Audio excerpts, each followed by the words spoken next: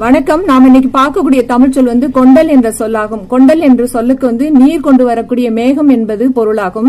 இந்த கொண்டலுக்கு காற்று, மழை என்ற சொல்லையும் பொருளையும் நாம பாக்குறோம். இலக்கியங்கள்ல கலித்தொகை, பரிபாடல், மதுரை காஞ்சிலையும் இந்த கொண்டல் நீர் கொண்டு வரக்கூடிய மேகம், காற்றுங்கிற பொருள் எல்லாம் கையாளப்பட்டு வந்திருக்கு.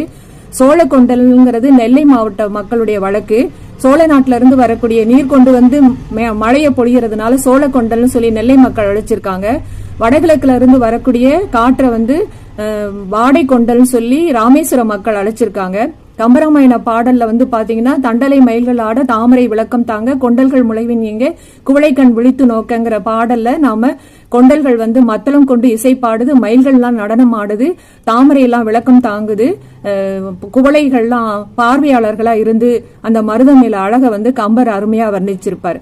இப்படியெல்லாம் கொண்டல்ங்கிற சொல் பயன்படுத்தப்பட்டு வந்திருக்கிறத இன்னைக்கு நம்ம பாக்குறோம்.